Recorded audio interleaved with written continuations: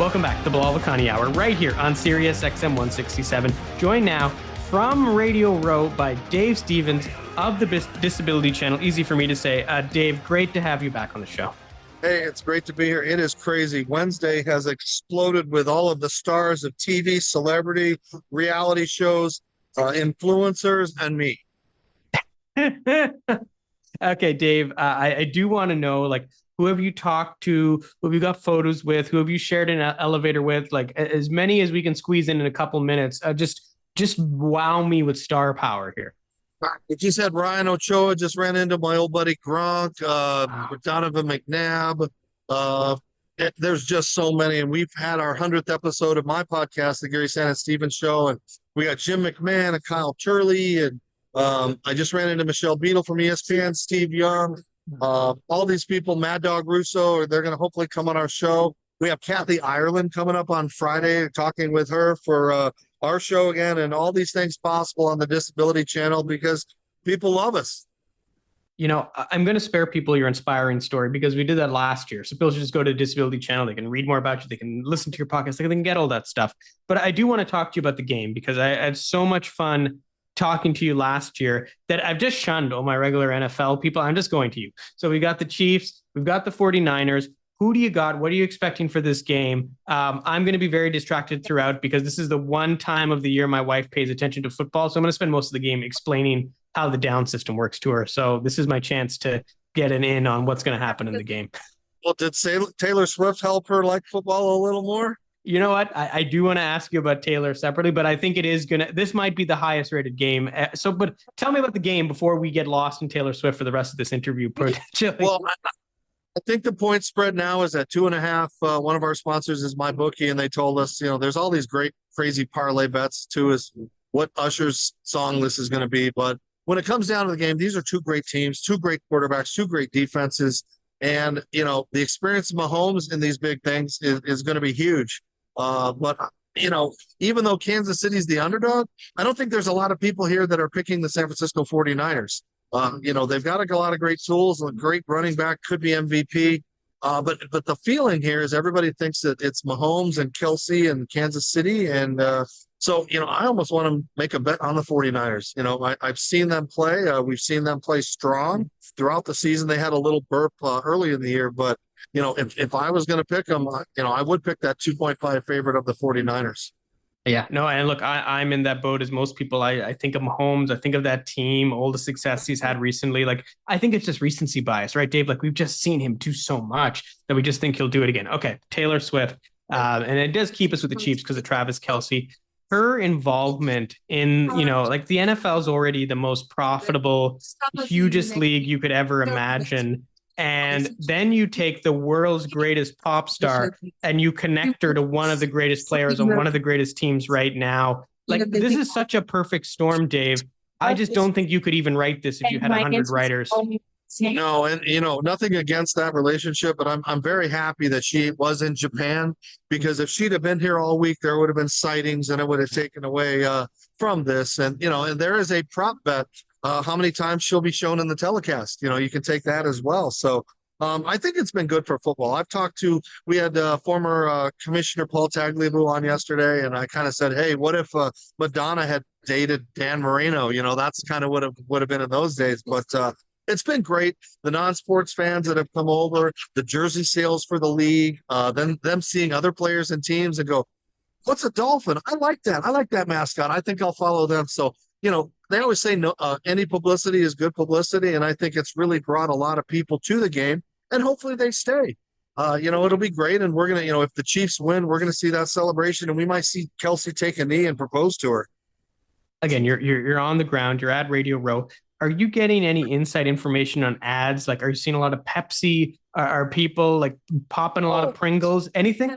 I saw a great ad for Paramount Plus that has all the characters and cartoons, and Patrick Stewart wants to throw, I don't even know the name of the cartoon character, but it's the premise of Patrick Stewart's going to pick up this little cartoon that's shaped like a football to throw it on a mountain so Jeff Probst and the Survivor people can escape. And Patrick throws the little kid. It looks like he's going to make it, and he splashes into the wall and just kind of goes down. And I hate that they've kind of put these out because that's always been the best part of the Super Bowl. I think we've been let down the last couple of years with not great ads, that just plain old car commercials and things like that. So now that COVID's over and I think we're more back to an atmosphere of fun, I'm expecting some really fun ones. You know, we got also Gronk was just over here promoting his kick, the kick of destiny. Tragically, his coach died, the one that was working with him. You know, we had you know, the guy from the Rocky movies, Apollo Creed, died a couple of days ago, and I know he's been in the commercials. So we'll see. You know, it's great to see these commercials, and you know, we want a good game. We don't want it to be 20-3 at half, and we all turn off. And you know, who's going to sit through Usher if you're not an Usher fan? Yeah. Will Taylor pop up? Will he do an Usher? Will Usher do a Taylor Swift song? You know. Yeah, I hadn't even considered that. You know, one of the great things about doing this, Dave, is, you know, we're a year removed, and I get to ask you, has there been any improvement generally at Radio Row with the NFL, with accessibility, right? Because as much as you and I love football and love, you know, just media in general, I think that's kind of the hope we have year over year, is that things are getting better because people such as yourself are there and can say, hey, I need to get here. This isn't easy for me. Can you do, you know, X? Bilal, you're perfectly on the nose. I think because this is my 29th Super Bowl, you know, the league has embraced me, and they give us a good table. And with the Disability Channel and Jay Stoyan, you know, we get to do things that a lot of people only dream about doing, and being able to be live at Radio Row, and you know, having 20 some odd people here working under me, doing their own things for our network and Your Home TV. And, you know, Jay being able to put together a 50-50 raffle to raise money for the Disability Channel. It all goes together. They've started shuttles, ADA shuttles for the 3 or 4 people that are in wheelchairs here. I'm starting to see more and more access. What I'd like them to do is give us a little better access to the players, because we can't get in those crowded things and put our microphones in and get up. And we're not asking for special favors. We're just asking for equal opportunities.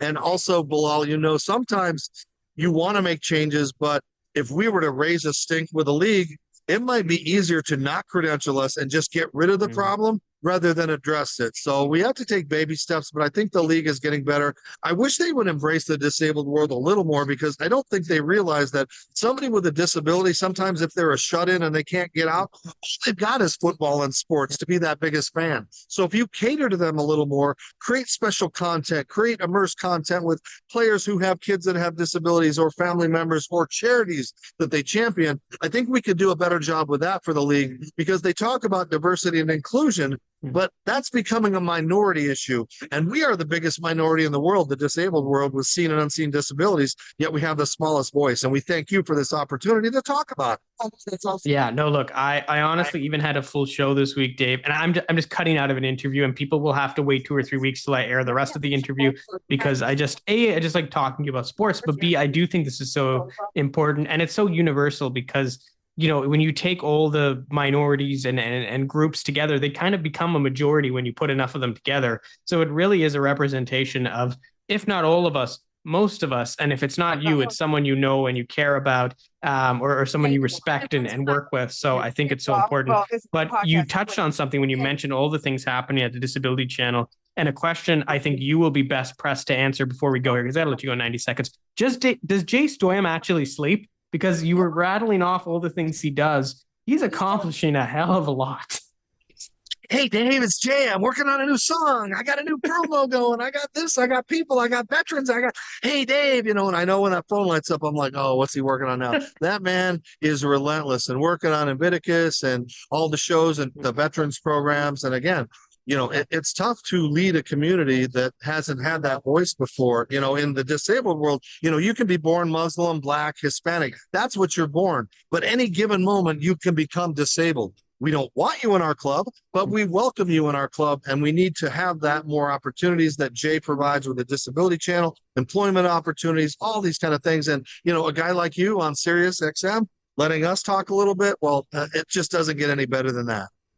It's always my pleasure. Dave Stevens, he's from the Disability Channel. He's on location at Radio Row, and I know, you know, from my days at SiriusXM, from my time at TSN 1050, it's not easy, no matter how good a broadcaster you are, period, to get to Radio Row. And you're doing it in the name of inclusion. You've been doing it for 29 years, which I forgot about. Just one of the most inspirational stories I've just ever heard about. And just nice to talk football with you and talk about the game. And you're so sharp and all this stuff. It used to be I would do sports updates on the holidays and stuff, and I have to go read a game preview and be like, okay, here's who's the favorite. But you just fired off those 3 or 4 points everybody needs better than an ESPN preview. And I've read a lot of ESPN previews in my day. Always great to talk to you. I know you're super, super busy, so I always appreciate your time. And just to do what you do, I really, really applaud you. And I'm so grateful I can even shine the spotlight on you, even if it's just annually during the Super Bowl. But always a pleasure. Well, don't let me block the logo here of the Disability Channel. And of course, the Geary, Stein, and Stevens Show, which you can see on your home TV and Roku and the Disability Channel, and my co-host Troy, Geary, and Will. And again, having sponsors like the Disability Channel and all these people, I can't ask for any more. I'm 58 years old, so every Super Bowl, I know what my age is because this is Super Bowl 58. And you divide it, and I've been at 29, and next year we'll be in New Orleans, hopefully. But thanks to you and the efforts of everybody that supports our world. We can't thank you enough for helping shine on disability, seen and unseen, and just letting us have those opportunities. Look, I'll try to sneak you on a few more times when there's some big NFL news, because I just love talking to you, and you do such a great job. Thank you again, Dave. Have a bunch of fun down there, but leave something in the tank so you don't pass out during the game. You know what I mean? Like, pace yourself a little bit. Hey, they're giving away all these chicken wings and stuff like that, so I'm set. We're You're good eating better than I am. Troy and I have gained 10 pounds since we've been here. That's it for the Bilal Vakani Hour. You can follow me on Twitter at BilalV87.